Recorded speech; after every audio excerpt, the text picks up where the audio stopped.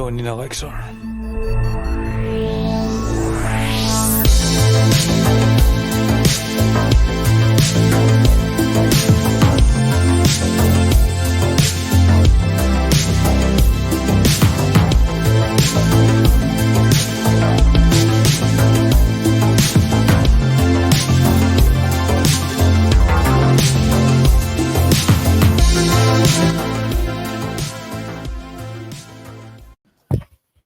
Broadcasting from Glasgow, Scotland, welcome to the Caledonian Elixir. I'm your host Vincent, and you can get involved by calling free from the UK on 0738 745 3353. Again, that's 0738 745 3353. The international number is available on the screen too, or you can come on by clicking the link beside the video. Once you do that, just follow the simple instructions, enter a name, doesn't need to be your real name, just any name. So whether you agree or disagree, it's free. So call in or click the link and join the discussion. And we are also broadcasting live to a number of platforms, including YouTube, Facebook, Twitter, X, and Rumble. And if you're watching live on YouTube and Rumble, you can leave a comment on the comment section, engage with live viewers or the Caledonian Elixir crew ourselves if you want to. So leave a comment or join the discussion. Now, for all you tuning in for the first time, unaware what this show is about, it is an interzone of information where myself, guests and callers debate everything from the paranormal to politics without the dogma and controls of mainstream media. And here we tell it with wit and true grit.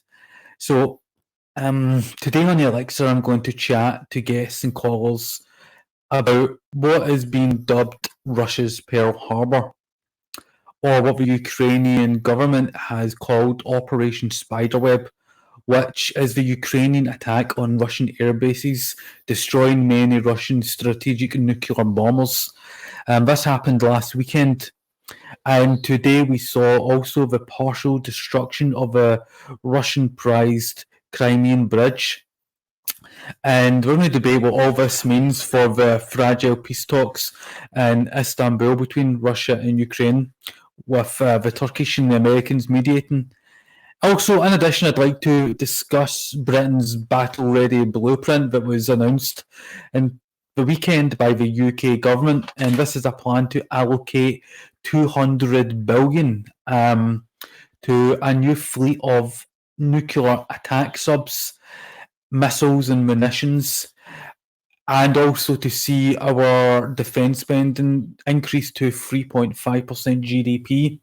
And look, as World War III and the Ukraine war is trending right now and on Twitter, this is the zeitgeist. So these subjects are trending, and it's worth getting into what it's all about. So, you know what I mean? Jellybean. So without further ado, I'm bringing on my first guest and producer, who always likes to give his opinion, Mr. Gareth John.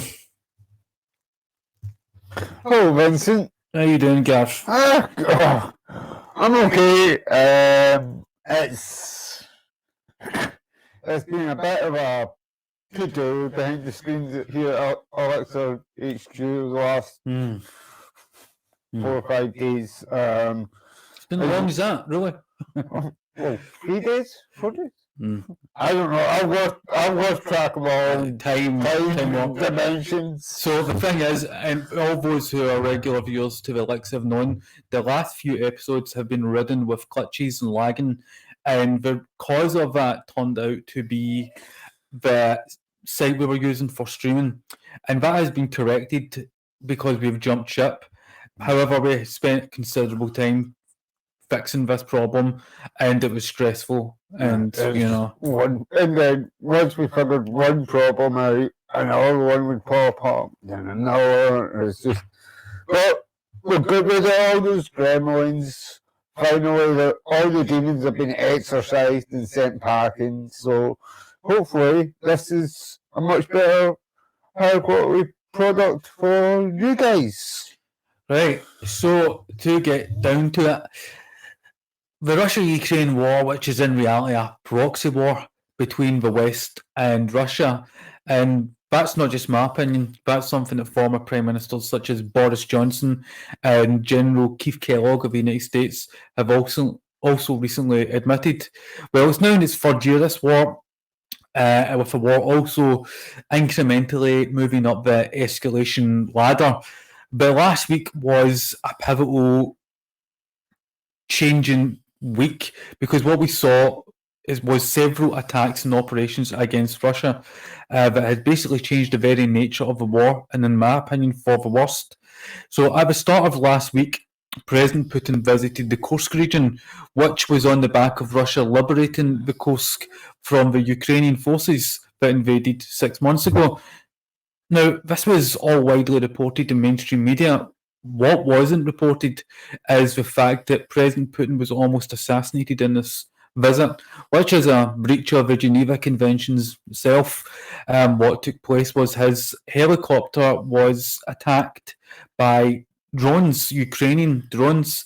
The helicopter he was traveling in, and so, he wasn't killed, he wasn't assassinated, but he almost was, and that hasn't been reported in at all in our media. Then just 48 hours ago, we have what the media is calling Russia's Pearl Harbor, what Zelensky and the Ukrainian SBU is calling its biggest long-range attack in the war so far, launching a coordinated drone attack, striking bases, and in one case, a Russian military base over 4,000 kilometers from the front lines, destroying Russian Tu-95 nuclear bombers, Tu-22 nuclear bombers, and A-50 nuclear early warning systems. Now, Gareth, considering we have peace talks between Russia and Ukraine in Istanbul, and last weekend, we had an attack on Russia's strategic nuclear defence, and on today we saw an attack on the Kursk bridge. Do these attacks look like the actions of a side that seriously want to discuss peace? Not at all. I mean, the fact that just before peace talks, they take out early warning systems, so Russia are completely in the dark of what is happening via the nuclear bombs and stuff. That's a serious sort of thing to do, and to take out the. In fact, Gareth, could you bring up the footage of what took place? Because allegedly, Ukraine achieved this operation, which again they've named Spiderweb, through smuggling 117 drones into Russia on the back of trucks and freight trains. So he gave the devil her due. As a masterclass operation. But if you could bring up the footage of these drones. We have video now, people, so. Вот он, коптер опять взлетел. Откуда взлетает, ничего не понятно, блядь. Вот он, клоун, блядь. Оба ни с того ни с сего, сука. Оба! Вот дела, блядь. Ёб твою мать, до чего техника дошла. А нахуя мы работаем за рулем-то, блядь? Лучше он коптером управляй, нахуй, грузовая и все. О, блядь. А, это менты сшибают его, прикинь. Это какой-то с автомата очередь, нахуй. О, нихуя себе дела, блядь. Оказывается, пидорас, оказывается. Во, блядь. Менты промазали, нахуй. Ёбаный, он опять туда полетел, сука, в эту гущу, нахуй. Вот еще один, сука, пидорас. Вот он, еще один пидорас.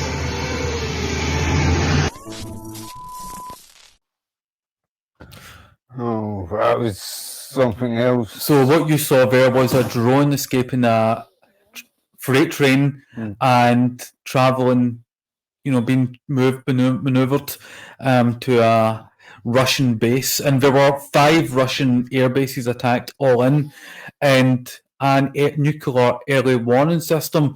Now, there are people on Twitter that are gloating about this, and it was trending. Ukraine strikes back, but there are people in Russia who are now calling for nuclear retaliation against Ukraine because these early warning systems that were hit, they exist in countries such as the US, the UK, and Russia to tell the military and government in those countries that there could be an impending nuclear attack.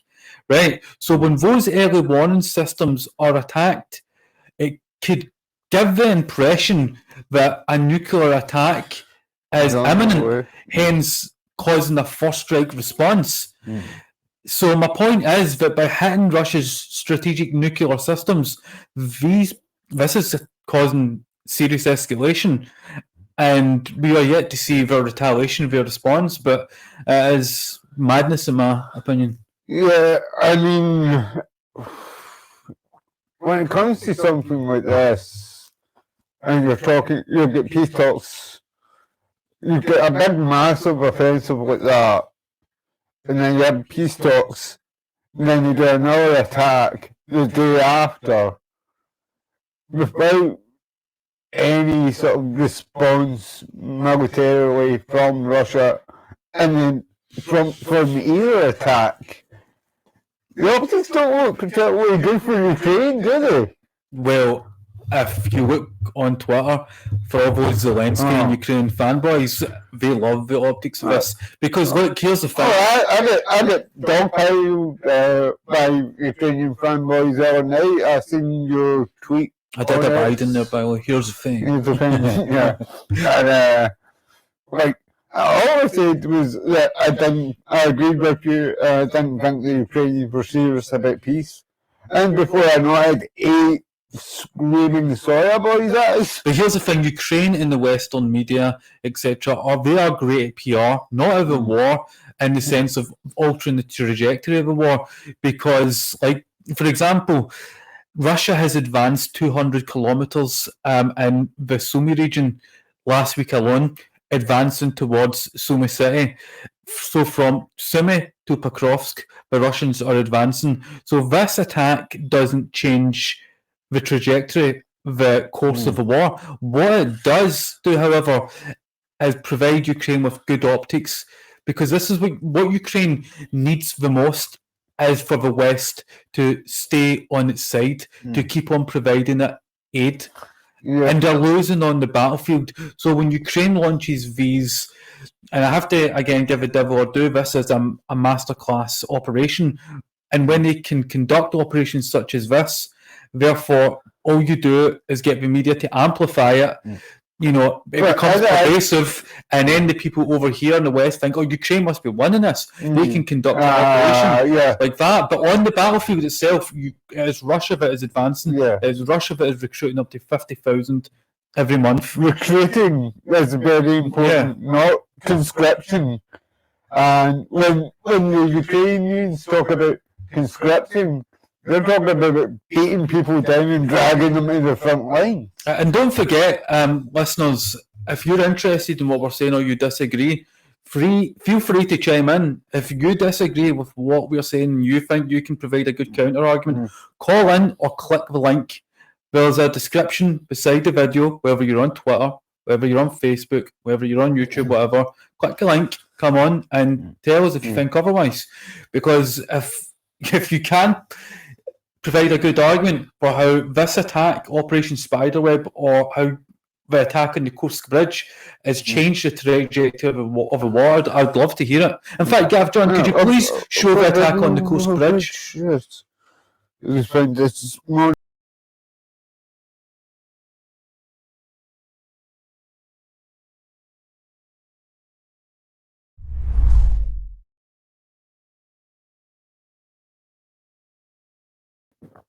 As you can see there, it was heavily damaged.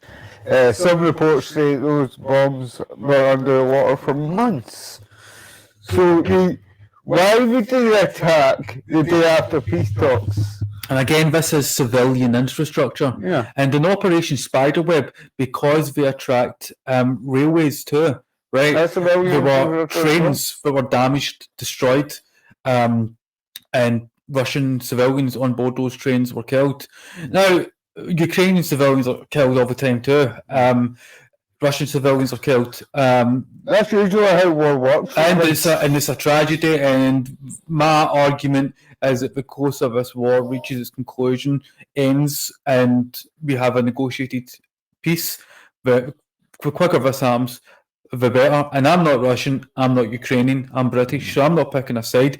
But I don't think it takes a genius to realise that when you have the largest army and nuclear superpower in the world against a country such as Ukraine, there's not a parity there. There's no parity. Russia is winning the war, and when we hear people in the media call for more arms to be sent to keep this war going, it's Ukraine that's suffering the most. Yeah. Can I just ask you a quick something to clarify something kind of quickly? Ukraine are not yet members of NATO. Absolutely not. Absolutely not.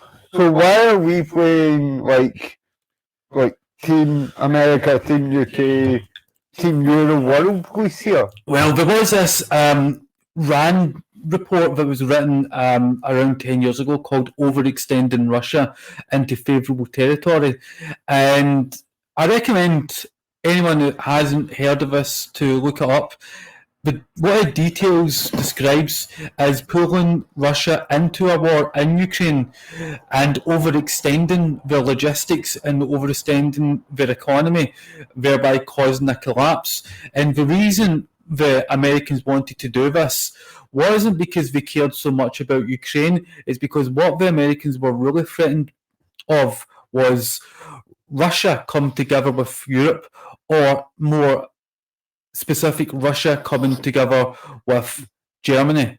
Russian fossil fuels come together with German capital. And we saw that with the Nord Stream pipelines that were blown up.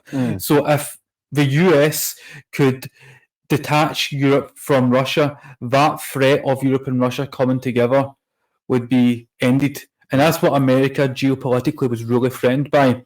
And what they outlined doing was basically establishing a new government by overthrowing the previous government that was sympathetic to Russia. That was the Yanukovych government. And then installing their own government, and then providing that government with weapons and munitions that would eventually cause a civil war, because the people in the Donbass in the east wouldn't tolerate this. They would not accept that their government, their president Yanukovych, was overthrown in a violent coup and had to flee the country. And he was even pursued to his dacha in Kharkiv by violent right-wing neo-nationalist mobs, and they eventually had to flee Ukraine for his life. And the US continually funneled intelligence and military aid to the subsequent governments, such as Poroshenko. And they knew that as a result of all this, Russia would become more and more involved as the US became more and more involved. And the purpose, the agenda behind it all was to detach Russia from Europe. And it is in this document called Overextending Russia into Favourable Territory. And, you can check that out. Okay. Send the link at some point. I'll have a wee peruse. So with all this going on in Russia in Ukraine and Russia, do you think that Russia is going to retaliate, and how brutal do you think that will be? Oh, definitely. I think Russia will use one of our Ureshnik missiles. This is a new hypersonic MERV missile that they used last year, and it was able to defeat the American Patriot defense system. There is no defense system in the Western world that is capable of defeating the Ureshnik. It is also capable of being fitted with nuclear weapons. So I hope to God that doesn't happen. But the thing that's really bad about this attack on the Russian nuclear warning systems, early warning systems, etc., and our strategic bombers, is the Russians are taking this very seriously, man. Yeah. They're going to retaliate big to this. See, like the smoke from that attack that we showed. Have you got a picture? I think have you got a picture? If you could bring up an image of the blown up aircraft. Somewhere.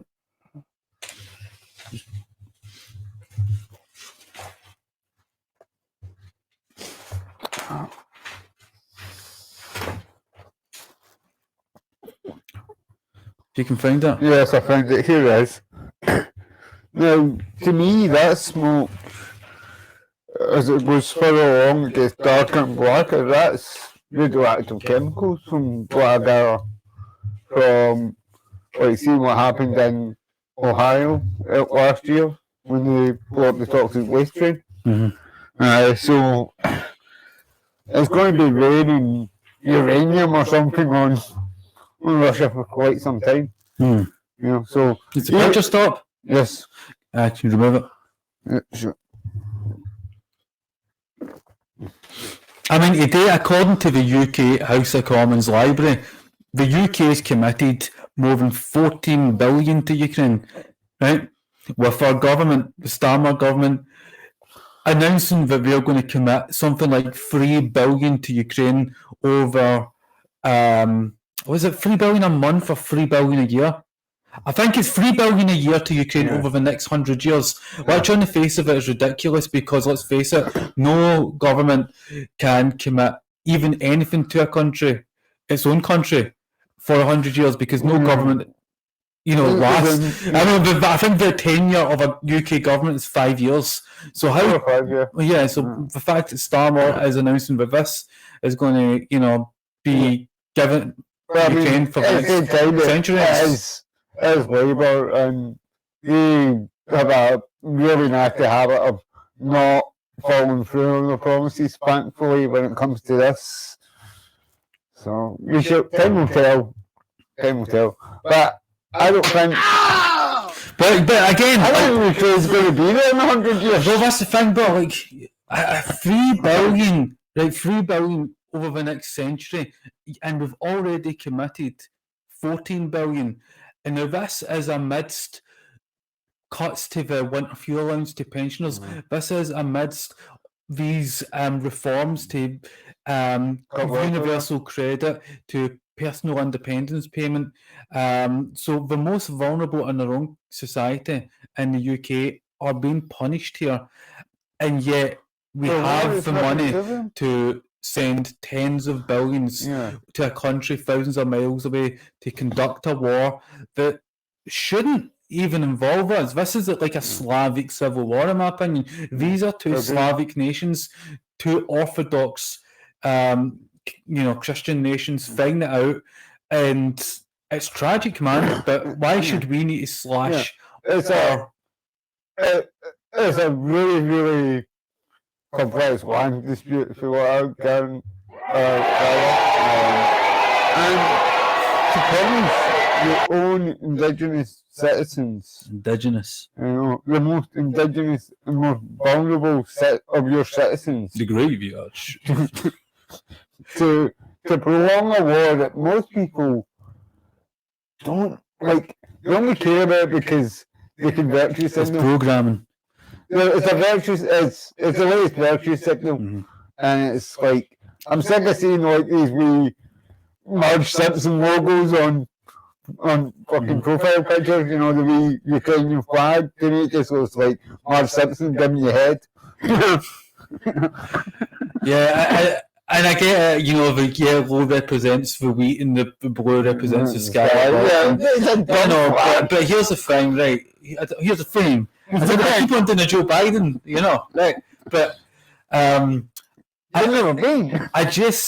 see how pervasive, how omnipresent is that support for Ukraine, right? But as pervasive and omnipresent as the support is, I believe that you will see that support disappear just as pervasive as it appeared. Yeah. Right? Because it was almost like some supernatural event that everyone I knew They all began supporting Ukraine. And just 2 months before the war, none of them had even really heard of it. None of them could tell me what the capital of Ukraine was. Yet we suddenly have all this background information about the causes of the conflict and why we should be behind one party over the other. And I'm just like, well, maybe we should step back and think about why it's a bad idea to be involved in a conflict with the biggest nuclear superpower on the planet. It wasn't a good idea in the Cold War. It's not a good idea now. But I think it because of the hubris of the Western powers. They're so sure of themselves and overthrown governments in Yugoslavia in the 90s, overthrown the governments in Iraq, Afghanistan, Syria, Libya, but they now think they're undefeatable, indefatigable, and cannot be stopped. And now they're like, oh, well, Putin in Russia with a $60 trillion worth of resources, you're next and you can be taken down. Well, maybe, but we still have the largest stockpile of nuclear weapons. Maybe we should think about it. And it's the time as well when you talk about all these conflicts over the last 25 years or so, like Iraq. How did that work out? Afghanistan, how did that work out? And like as you were saying the other night, we're calling this Russia's Pearl Harbor. What happened to the Japanese after that? Did it work out well for them? I don't think so. We saw the destruction of the Japanese state. Now they're a completely cucked nation. Yeah. It's a shame. It's a shame. Yeah. Anyway, so what we're going to do is we're going to hit a break where we're going to play a song, and then we're going to get to our next topic, which is the announcement by the UK government of spending up to $200 billion on Britain's battlefield blueprint, new fleet of submarines, and all that jazz. So, okay.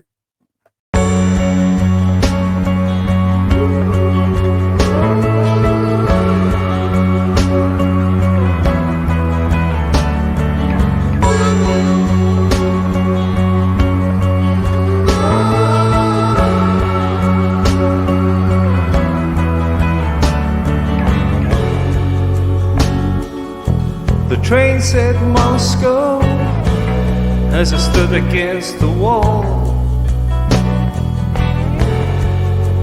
stranded in Warsaw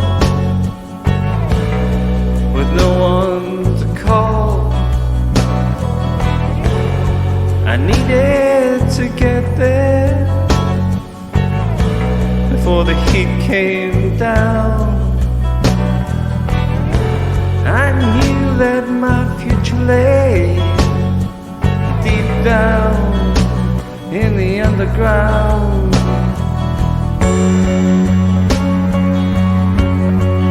Meet me in Moscow.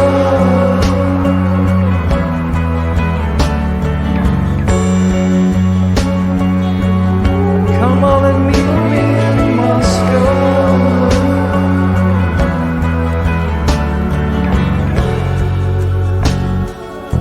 The mood was undecided.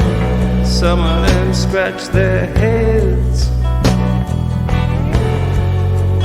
The truth was ill-divided, broken like a frozen piece of bread.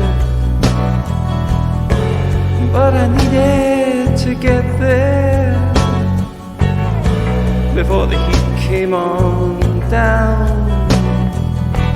I always knew that my future lay deep down in the underground.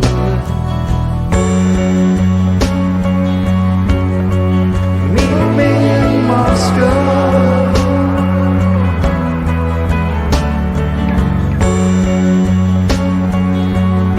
Come on, meet me in Moscow. And meet me in St. Petersburg by the sea. I know that something's waiting for me. Golden visions as the bronze horsemen rise. Then we'll glide into Moscow overnight.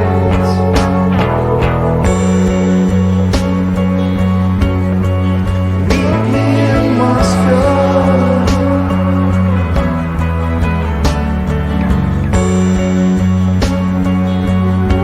Come on and meet me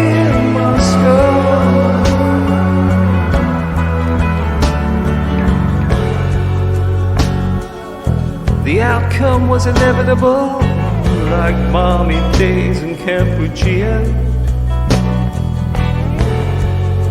The sunsets were incredible, like trout fishing in Siberia. 'Cause we all need to get to somewhere before the heat comes around. Some of us know where the future is, deep down in the underground.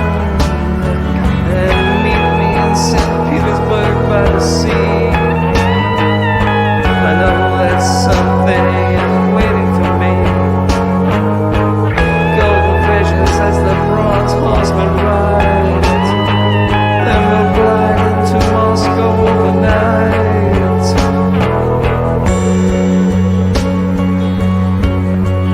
Meet me in Moscow.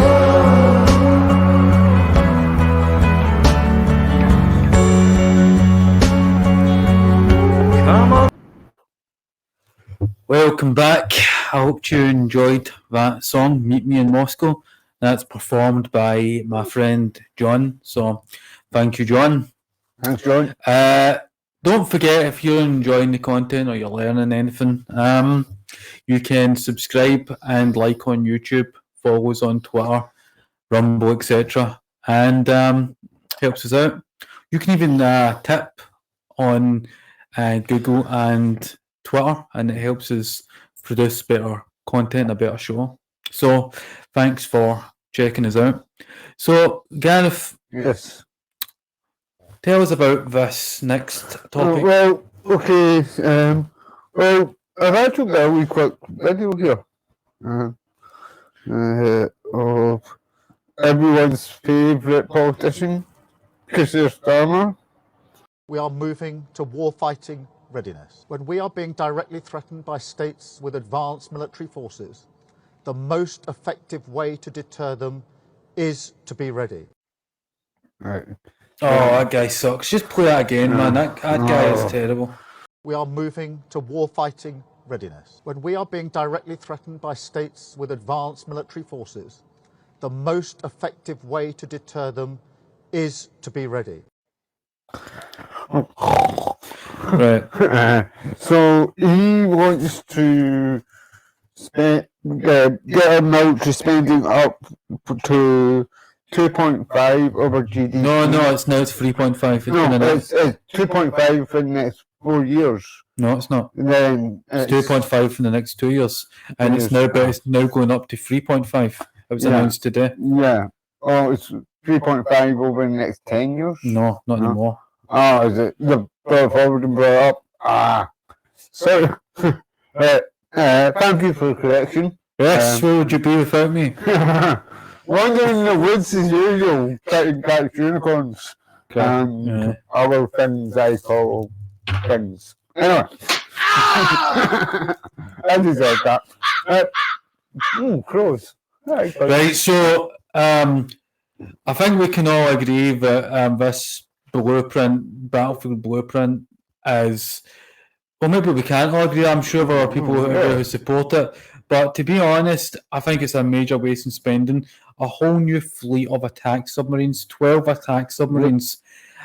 Now, and upgrading their nuclear deterrent. Now, here's the thing. Wait. Those attack submarines, right? Attack submarines aren't actually ours. They're in cooperation with AUKUS. So they're not just the UK's, they're Australia's and the US's. Mm-hmm. So they're not even ours. I mean, they are ours, but they're Australia's and the US's as well. So why are we spending money to protect a country on the opposite side of the world? Well, isn't Australia one of the Five Eyes? Yeah. The Anglo-American world, you know. But look, if we use that nuclear, £15 million, which is comparable to $2 billion. But if we use that nuclear deterrent, there is no going back. We've crossed that threshold. And it reminds me of that film called The Day After, not The Day After Tomorrow, which No. is a environmental climate change catastrophic Armageddon film featuring Dennis Quaid, I believe, which was Yeah. made about 15 years ago, Yeah, so based it's like on the the- Whitley yeah, Strieber yeah. story. Whitley Strieber's a great author, my The boy. Day After is the one with Steve Gutenberg. Yeah, it was Yeah. made in the 80s. Yeah, Oh, yeah. man, do you know what Oh. film is frightening? We Do you know what? watch Anyone that that, thinks it's a good idea to go to war with Russia, Has to watch that, but yeah, because you'll change your mind, man. Like, at the I mean- end of it, you'll... See, when that first came out, there was a big debate in American schools whether they should show it or not, and most of them were told not to watch it. So, of course, they all watched it, and then cancelling sessions went up like 25%. Oh, it's terrible. 30%. You know, so they terrified the entire generation away from nuclear war, which is good, Mhm. right? Unfortunately, there's a whole new generation that hasn't grown up with the threat of nuclear war, and I don't think they quite understand the seriousness and just the devastation and the illnesses. Yeah, I mean, there is this mass hysteria regarding climate change, but the real climate change It's is going to be a nuclear nuclear war, because that will destroy probably 99% of all life on Earth, or has the potential to, Yeah. within a month. Yeah, If we nuclear go, winter. yeah, we go into nuclear winter, the whole world is covered in ash, or atmosphere is covered in ash, preventing the sun from essentially heating us up. Well, we've discussed this already. They're already dimming the sun as well. So That's another UK government initiative that's Yeah. been launched. yeah, I mean, It was launched this month, I believe. yes, and also Stratospheric aerosolic injections. Yeah, that was a good episode. And also, I recommend the viewers Yeah. to check the Weather War episode. Yeah, brilliant episode. Also, like, it's funny how we mentioned the assassination attempt on Putin, which would violate the Geneva Convention. But as we discussed in that episode, they always find loopholes to the Geneva Convention, so it's pretty pointless. Yeah. Yeah, I mean, and it always does cause these financial, holes that we try and, fill up. So, for example, you have, Ukraine war, and I like to draw the analogy of, people that are roulette wheel, constantly spinning the roulette wheel, getting more and more into debt. And these are our elites, our politicians. And eventually it gets to the point they don't want to go back to the public and admit they've lost hundreds of billions. So eventually they throw us down as collateral, and we end up getting called up to cover their holes, their foolish, unwise, They're also spending, the UK is also spending money on 6 new munitions factories to ensure a steady supply of long-range weapons. And they're creating a new cyber command dedicated to the elimination of global threats and the to bolster cyber defense systems. So grab your Xbox controller, people, get ready to start firing drones, and just I would start stockpiling some cash as well, because your banks are going to be hit. Because if we're trying to build cyber defense now, it's a wee bit too late for that, is it not? Well, it's.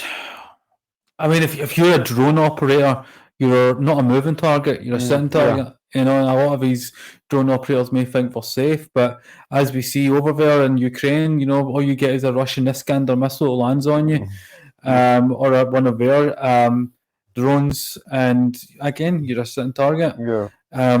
And it dehumanizes the target too, because if you see the other person, you have got that adrenaline running through you, and that fight or flight, and you have got this sort of feeling of security at your computer screen, not worrying about the other person. Therefore, it dehumanizes the enemy. It's like they train all these kids to play like COD and stuff to remove their To consciousness. play what?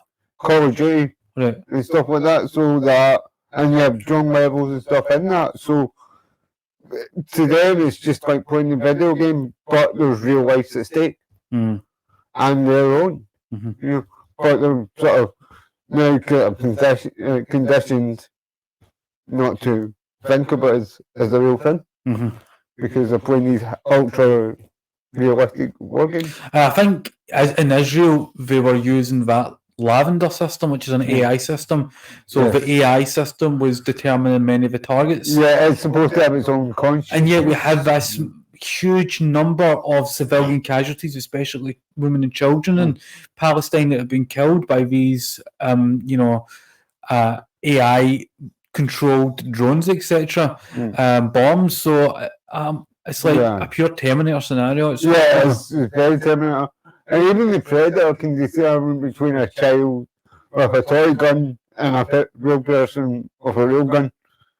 But it's getting to the point now where it seems that militaries just do not care about civilians.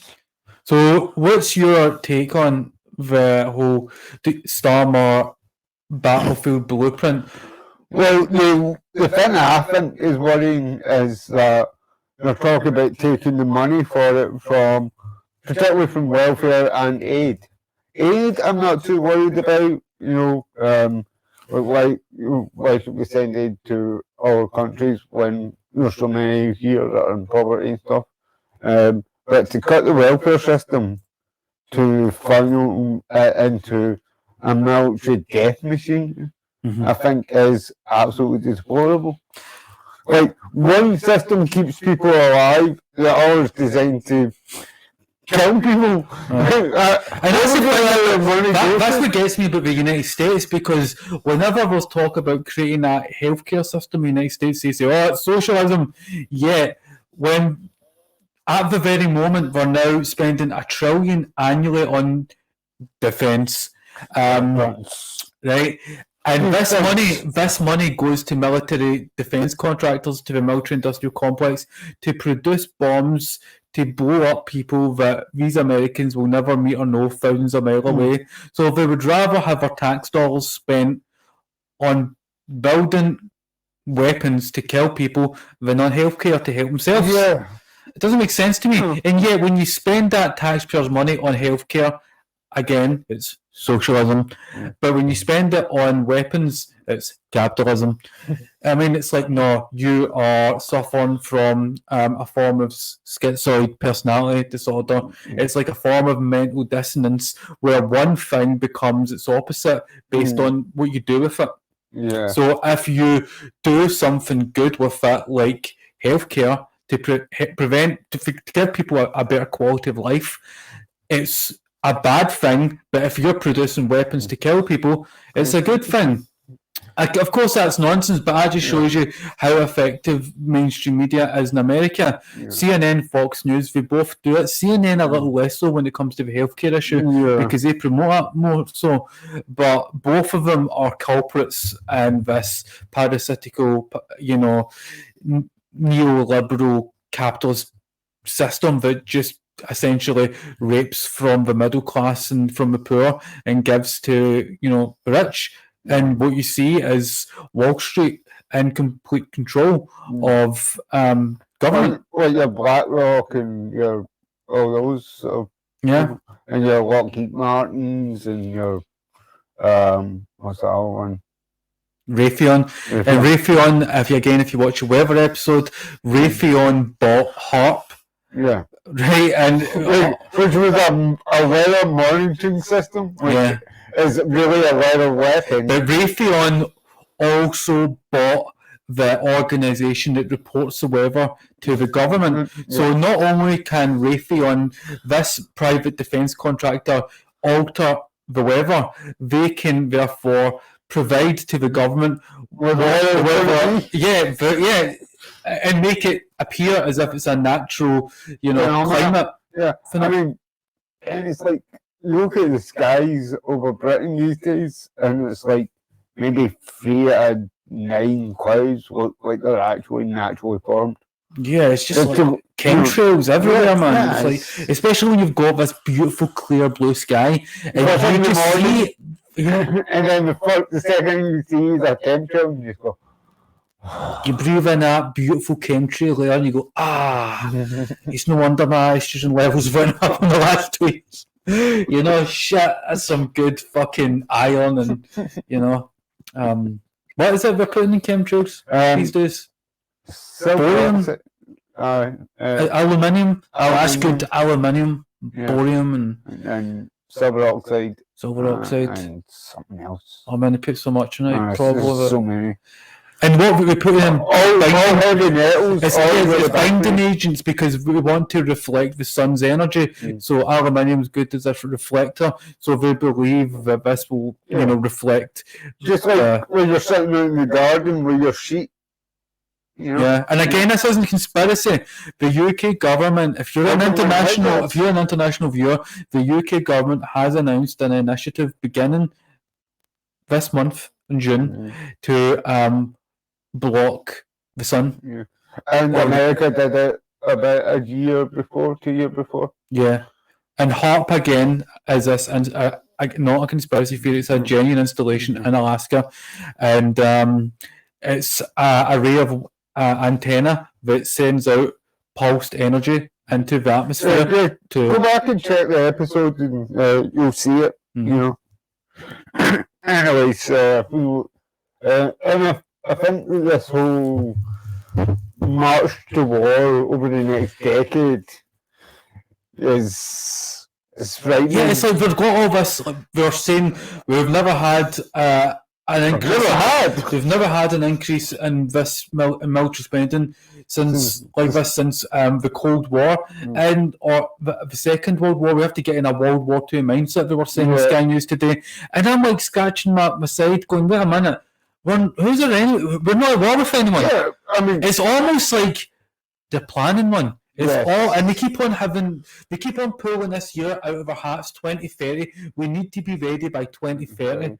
Right? Yes. What's happening in Russia's saying the same thing. Yeah. Strangely, like it's very coincidental that Russia is also pulling this year out of their hats, saying 2030 is the year the West is preparing for a war against us. While the West is saying the same shit. It's almost as if they're all getting together and deciding 5 years from now we're all at war. You know, that's kind of like how World War One happened, isn't it? You had the Kaiser, you had the Tsar, you had basically all the big European royal families, all the big European houses, and they were worried, scared of their own proletariat, their own working classes, because you had the unions getting together, you had the different Masonic lodges, like the Grand Orient in France, the Martinistas in Portugal, and there was this groundswell of social reform sweeping throughout Europe, and it looked like all these monarchies were going to be tossed out of power. So what happened? Well, then there was a great big war where a whole generation of working class men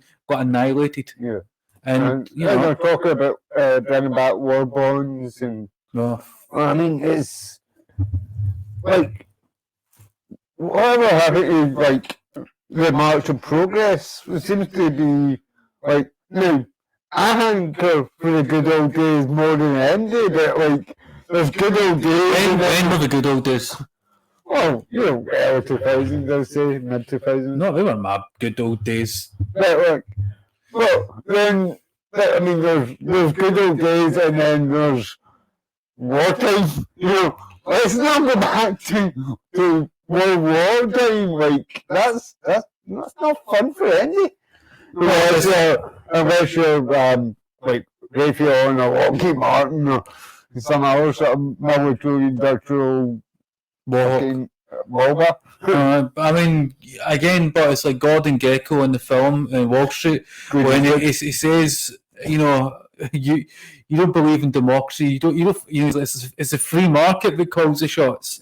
And it is the case. It's Wall Street. They determine when there'll be a war. They determine when there's going to be peace. And, if you doubt that that's true, you just look at how much emphasis there is in Ukraine right now for Ukraine to sign these mineral agreements with Donald Trump. Why are these things so important to get Ukraine's resources into either the hands of Russia or either the hands of America? And look at just before Iraq, look at the oil market. You can tell they're going to go in regardless. Yeah, and I believe George Bush when he said God told him to go to war, but I just believe God was an acronym for gold, oil, and drugs. Yes. You know, that as he wanted the drugs, the opium in Afghanistan and the oil in Iraq. Well, I thought he was more of a cocaine guy. Well, you know. Because But you had the pharmaceutical companies back then, yeah. like Purdue Pharma, that were eventually sued, broken because of the opium scandal. Yeah. And you had a whole generation of Americans that Like were the probably- opioids. yeah, Yeah. the opioid. I was almost addicted to that stuff with my back years ago. Gotta be careful with that stuff. And once you're hooked on something like that, you're hooked for life. Yeah. And that will kill you.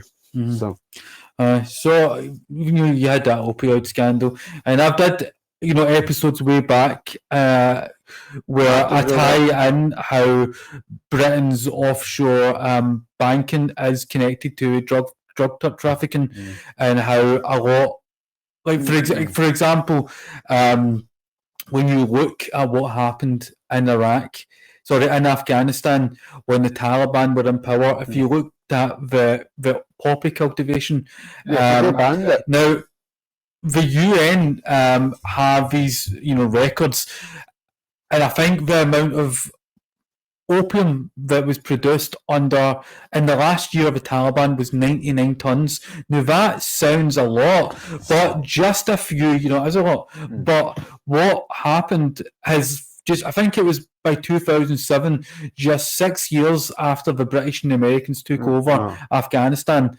the amount of opium being produced went from 99 tons to over 8,000. Wow. I believe the episode you're referencing is Master of the World, is it? I think it is Masters of the World, yeah. There's a lot of information in that. Good episode. Another good episode. We've done a lot of good stuff. Oh, that was my stuff. I don't take credit for yeah. that. That was me. That was 100% me. Don't take credit. No, I'm not taking any credit. But I was that was a different format. That was a completely different format. And people are kind of like brain cells. They don't come back when they're gone, right? So when a nation runs out its people, whether through drugs or through war, what do you do? How do you get the market going, the economy going, this civic system going? You end up having to bring in millions of people from other countries, and you see they are planning, this where they're going to have to send millions of migrants to Ukraine when the war is over. Which is, I mean, they do that all the time, don't they? Like just.